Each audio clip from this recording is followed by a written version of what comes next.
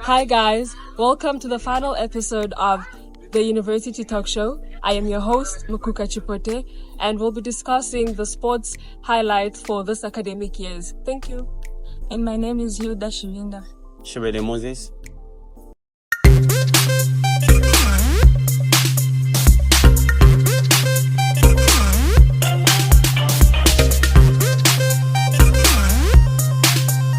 Welcome back. So to make it interesting, we've decided to invite our sports chairperson for this academic year, who I will allow to introduce himself.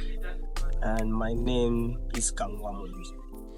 All right, welcome sir to our show. Thank you so much.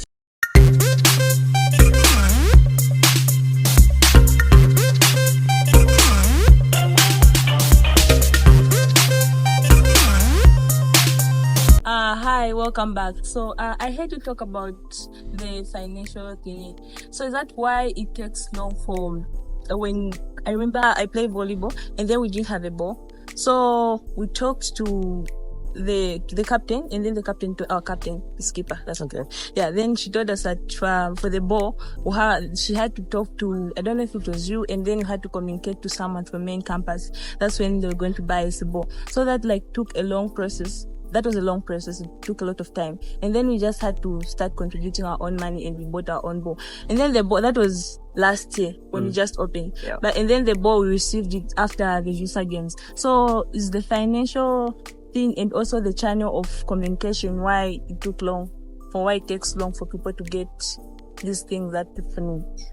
Okay, so talking of equipment, it's not only volleyball that is struggling with equipment this academic year. Even other sports disciplines, they have lead to some even zero equipment to use for their sport.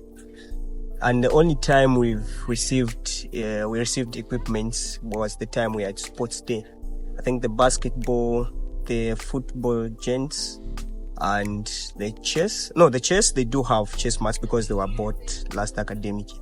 But these three major ones, basketball, volleyball, and football, including netball, they all received one ball each. That was during sports day. And when you look at the time from sports day up to now, those balls were not even in good quality. So, like you said, here in Livingston campus, we don't handle finances concerning union money. Everything comes from main campus. So when a captain reports, so it's just I'm aware of communication between Livingston campus and the sports minister from main campus. So when the captains communicate to me to say we don't have equipment, I also reach out to main campus. And we've been receiving promises, as usual, to say, no, we are sending you equipment. So we were hoping during the ZUSA games, they promised us to say we are going to get some equipment after the ZUSA games. So we rehearsed with them that side. They told us to say equipments are going to follow you when you go to Livingston. We traveled back here. We didn't receive equipment. We traveled back for the ZUSA athletics. We were hoping we were going to receive equipment, but we didn't receive either. So even up to now, as I'm saying, the former sports minister is having the list of things that we need for Livingston campus. So everything lies on the issue of finances. So when you look at these sports disciplines like female football, they didn't have a ball, and they've been so committed in terms of that. But so what we decided to do with other well-wishers, we just decided to buy them a ball ourselves instead of us waiting from main campus. So for these other sports disciplines, if we see that you are committed and you literally have nothing, I think we do try by all means to engage well-wishers. Even the campus minister, they release money from their pockets. Captains, they release money from their pockets. And just other people who really like watching people playing those sports and participating in sports, they release money and we buy balls for them. So yesterday, we delivered a ball to the ladies. It wasn't bought by the union, but just our initiative in order to help out our affiliates.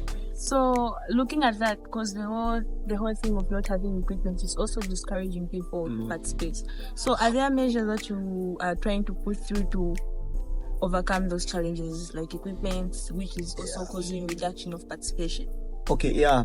So instead of us 100% depending on the union money, we're trying to engage sponsors, like just sponsors outside our institution. Okay, so the sports minister from many campuses, the former sports minister, started this process of engaging sponsors who could help us supporting sports in university.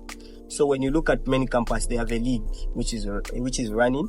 So they are trying by all means to engage sponsors in that league. So we want to bring it even here in Livingstone. And I'm glad that the new sports minister who was elected, she's also for that idea to say Livingstone campus need to be part of this. So as those sponsors, we are still talking with those sponsors, with the sports minister from that side. We are hoping Livingstone campus will also be catered so that we don't just depend on the union money. So what those sponsors will be doing, when you, let's say basketball, there are 50 people who wants to be playing basketball. They can't all play at the same time, but if we form a league, we split them in different teams. Everyone is going to be having a chance of participating and playing. And that will even encourage the sponsors to buy equipments for them, to buy things that they need. So the other measures that we are trying to put in place, in short, we want to engage other people, want to engage other sponsors outside our institution.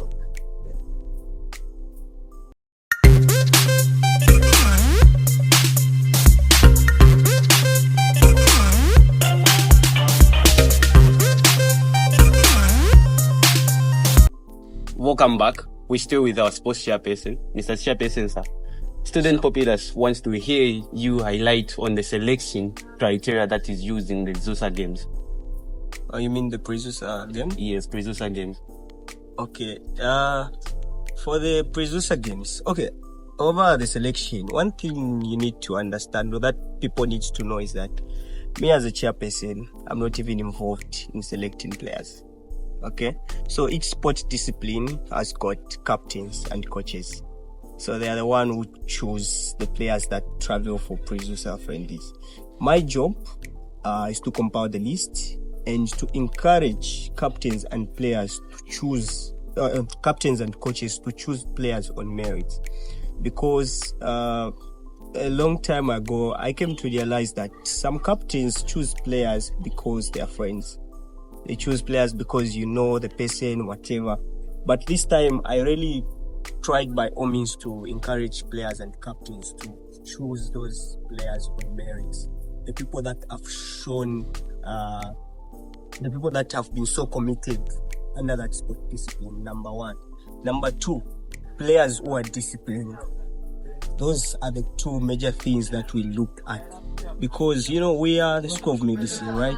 And Mulungushi University looks upon us. So when we select people for pre-ZUSA friendlies, we go that side. The behavior that they are going to portray that side is going to paint the picture of students that we have here. So we choose players on merits, the people that have been committed, and the players that are disciplined. So yeah, I think that's the criteria that our captains and coaches do use. But I am not involved in selecting any players. I just send the total number of players that I want for each sport discipline according to the budget that we've been given. Then they submit players to me. So I think in the near future, for transparency sake, I want to implement something that will be too visible for everyone to see, to say these are the people that have been selected. So if you are the captain for football, you send me the players. I send them in the association for sports association. Then the people will approve those people. Because everyone sees to say this one is committed, this one is disciplined. Yeah. So some students call the criteria used, they call it unfair. Yeah. And to some extent, that has contributed to the low turnout in terms of participation for pre-ZUSA games and also other sports activities. What's your comment on that? On the unfairness of selection, I don't think players do complain because someone has been selected. But I think the greatest challenge that I realized was that people do complain because of the few numbers that we are given. You find that in a team we are the 50 of you, then we tell you to say we just need 8, even 5. So you give us 5. Then the other 45, they are going to complain eventually. But the thing is that you can't select everyone because the budget is limited. So players do complain, not because someone has been left out, because they've chosen someone who has not been coming. I don't think anyone who has not showed commitment can be chosen to go and represent the school. This time such things don't happen. So players do complain because of the few numbers that we do give them. So we are trying by all means in the near future to work hand in hand with many campus so that they can be giving us at least a good number of participants to travel for those games, depending on the budget that they do approve, because the budget limits us.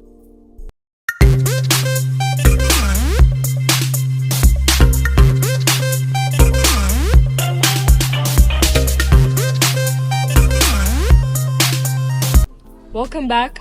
So, Mr. Chairperson, is there like a significant difference from the 2022, 2023 and 2023-2024 academic year sports participation? Yeah, there's a very major difference and improvement. Okay. With us having even the farmers people coming here, it's been so competitive, or I can say, as compared to the other academic year, and people have shown so much interest in participating in sports. We just have to find a way of motivating them to continue participating in these sports activities.